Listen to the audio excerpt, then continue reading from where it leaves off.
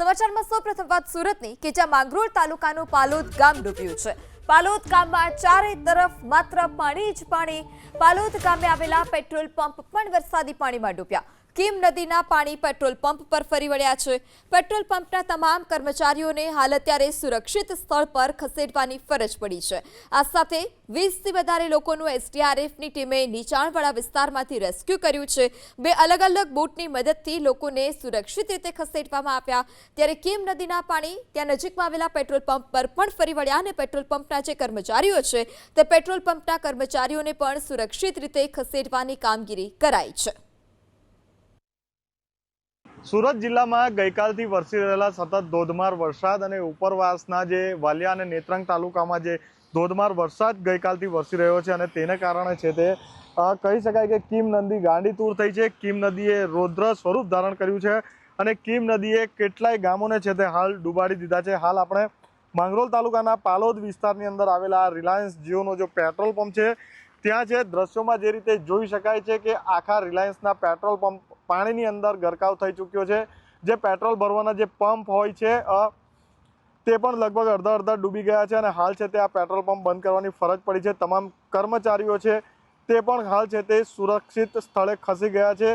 ખાસ કરીને જે ગઈકાલ રાતથી વરસાદ વરસી રહ્યો છે જેને કારણે આ પરિસ્થિતિનું નિર્માણ થયું છે।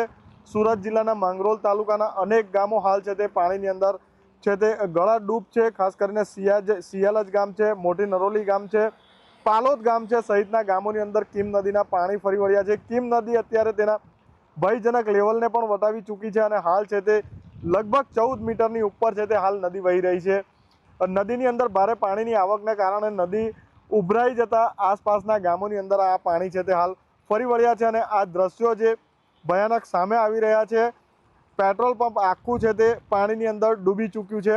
ખાસ કરીને જે ઓફિસો છે પેટ્રોલ પંપની અને જે પ્રિમાઇસીસમાં આવેલી જે દુકાનો છે તેની અંદર પણ પાણી હાલ છે તે ઘૂસી ચૂક્યા છે। ઉપરાંત જે સામે કેમેરામેનને કહીશ કે ટ્રક બતાવે, ટ્રકના લગભગ ટાયર છે તે આખા ડૂબી ગયા હોય તેવા દ્રશ્ય હાલ છે તે સામે આવ્યા છે અને હાલ છે તે આ પેટ્રોલ પંપ બંધ કરવાની ફરજ પડી છે। ખાસ કરીને ગઈકાલથી જે કીમ નદીએ રૌદ્ર સ્વરૂપ ધારણ કર્યું છે અને તેને લઈને છે તે કીમ નદી કિનારે આવેલા જે ગામો છે તેની પરિસ્થિતિ વધુ ગંભીર બની છે અને 4 કલાક પછી એટલે કે આ પાણી જેમ જેમ દરિયા તરફ આગળ વધતા જશે તેમ તેમ ઓલપાડ તાલુકાના જે નીચાણવાળા ગામો છે તે ગામોને પણ ચોક્કસથી અસર થવાની છે। ત્યારે પ્રશાસન પણ એલર્ટ છે, પોલીસ વિભાગ પણ એલર્ટ છે અને જેટલી શક્ય મદદ હોય થાય એટલી લોકોને કરી રહ્યા છે, સ્થળાંતર કરાવી રહ્યા છે, લોકોને સુરક્ષિત સ્થળે પણ ખસેડી રહ્યા છે।